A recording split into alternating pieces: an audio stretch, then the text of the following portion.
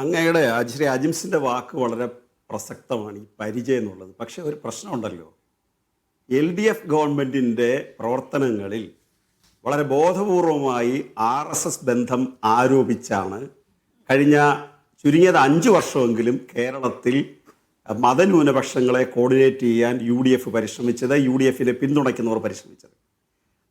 അത് നിഴൽ യുദ്ധമായിരുന്നെങ്കിൽ LDF government കാലത്ത് പിന്നെ BJP ബന്ധമുള്ള ആളുകളെ ഏത് പോസ്റ്റിലേക്കാണ് ഞങ്ങൾ നോമിനേറ്റ് ചെയ്തത്? ഏത് സെനറ്റിലേക്കാണ് 19 BJPക്കാരെ ഞങ്ങൾ കൊടുത്തത്? ഇത്തരം കാര്യങ്ങളെല്ലാം നിലനിൽക്കുകയാണ്. അപ്പോൾ നിഴൽയുദ്ധം നടത്തിയിട്ട് കാര്യമില്ല. പരിചയം എന്ന് പറഞ്ഞു കഴിഞ്ഞാൽ അതിന് വ്യക്തമായ ഒരു കാര്യം വേണം.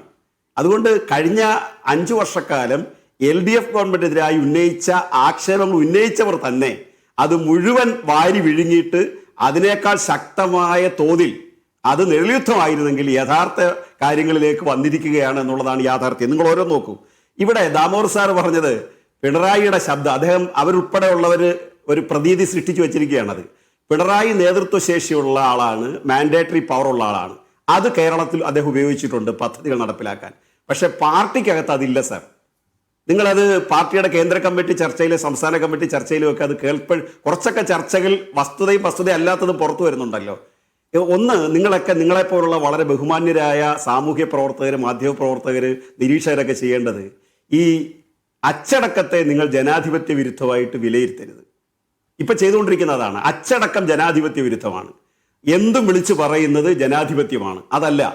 ഇതെന്തുകൊണ്ടാണ് ഇന്ന് ഏറ്റവും കൂടുതൽ അറ്റാക്ക് ചെയ്യേണ്ടതില്ല? അങ്ങനെയാണെങ്കിൽ ദാമോദർ സാറേ, ഈ VD സതീശൻ KSUവിനെതിരായിട്ട് നടത്തിയ ആക്ഷേപം നിങ്ങൾക്കത് പറയാൻ അവകാശമില്ല. ഇവിടെ കോൺഗ്രസിന്റെ പ്രതി ശ്രീ രോഹിത് ജനാധിപത്യത്തിന്റെ പേരിൽ അതിനെ ന്യായീകരിച്ചുകൊണ്ടിരിക്കുമ്പോൾ ഇതല്ലേ വസ്തുത? ഇനി പൊളിറ്റിക്കൽ അപ്പോയിന്റ്മെന്റ് അല്ലേ ഈ നടത്തിയിട്ടുള്ളതല്ല. പൊളിറ്റിക്കൽ അപ്പോയിന്റ്മെന്റ് എന്ന് പറഞ്ഞു കഴിഞ്ഞാൽ അത് ഒരു രാഷ്ട്രീയ പാർട്ടിയുടെ ശബ്ദം പുറപ്പെടുവിക്കേണ്ടടുത്ത്, ഒരു സർക്കാരിന്റെ ശബ്ദം പുറപ്പെടുവിക്കേണ്ടടുത്ത് മറ്റൊരു പാർട്ടിയുടെ പ്രതിനിധികളെ പോസ്റ്റ് ചെയ്യുന്നതിന് ഒരു ബുദ്ധിമുട്ടും നിങ്ങൾക്കാർക്കും തോന്നുന്നില്ലേ? ഇനി ഇവിടെ ശ്രീ രോഹിത് എടുത്ത് ഓർപ്പിച്ചത് കാര്യമായി. മേയർ കത്ത് കൊടുത്തു എന്നും പറഞ്ഞ് കേരളത്തിൽ 4 കോളം വാർത്ത, 5 കോളം വാർത്ത, വൈകുന്നേരം ചർച്ച. ആ ചർച്ച നടത്തിയവരും എതിർത്തവരും വന്നിരുന്ന് പറയുക ലായേഴ്സ് കോൺഗ്രസ് കത്ത് കൊടുത്തുന്നു. ഇതെന്താ? ഞാൻ ഒരു ഇതിൽ സൂചിപ്പിച്ചതുപോലെ നമുക്ക് ഈ അർജന്റീനയുടെ മറഡോണ കൈകൊണ്ട് ഗോൾ അടിച്ചാൽ അത് ദൈവത്തിന്റെ ഗോളും മറ്റൊരാൾ ചെയ്താൽ അത് ഫൗളും ആവുമെന്ന് പറയുന്നത് പോലെ ആയിപ്പോയല്ലോ. ഇങ്ങനെ ആക്ഷേപം ഉന്നയിച്ചുകൊണ്ടിരുന്നത് കത്തെടുത്ത് കാണിക്കേണ്ടത് പാർട്ടി യോഗത്തിലാണ്. അല്ല, കഴിഞ്ഞ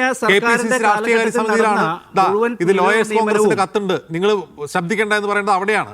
ഇത് മാധ്യമങ്ങളോട്, പൊതുസമൂഹത്തോട് പറയാണ്, ദാ ഈ കത്ത് വെച്ചാണ് ഞാൻ നിയമനം നടത്തിയത്. അതാണ് ഞാൻ പറഞ്ഞത്. അത് കുറച്ചുകൂടെ സീരിയസ് സാർ.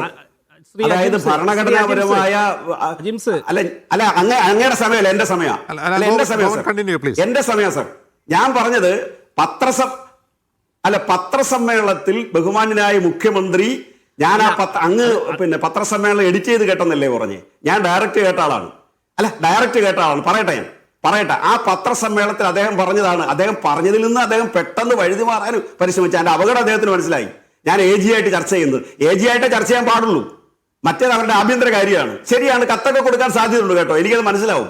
അതൊക്കെ ഒരു രാഷ്ട്രീയ പാർട്ടിയുടെ ആഭ്യന്തര കാര്യത്തിൽ മനസ്സിലാവും. പക്ഷെ അത് CPM ചെയ്യാൻ പാടില്ലെന്ന് മാത്രമേ ഉള്ളൂ നിങ്ങൾക്ക് വാശി. മേയർ കത്ത് കൊടുക്കാൻ പാടില്ലെന്നുള്ള വാശി മുഖ്യമന്ത്രിക്ക് കൊടുക്കാമല്ലോ, മുഖ്യമന്ത്രി സ്വീകരിക്കാമല്ലോ കത്ത്. അപ്പൊ ലായേഴ്സ് കോൺഗ്രസിന്റെ കത്തെടുത്തിട്ട് അത് എന്തിനു വേണ്ടി അദ്ദേഹം പറയേണ്ടി വന്നേ? നേരത്തെ ശ്രീ അജിംസ് ചൂണ്ടിക്കാണിച്ച ഒരു പരിചയയുടെ കാര്യമുണ്ടല്ലോ, അത് കോൺഗ്രസിനകത്ത് മറുപടിക്ക് വേണ്ടിയാ. കോൺഗ്രസിൽ ഈ ആക്ഷേപം ഉന്നയിക്കുന്നവർക്കുള്ള മറുപടി ആയിട്ടാണ് അദ്ദേഹം ലായേഴ്സ് കോൺഗ്രസിന്റെ കത്തിനെ കുറിച്ച് പറഞ്ഞത്. അത് സത്യപ്രതിജ്ഞാ ലംഘനമാണ്.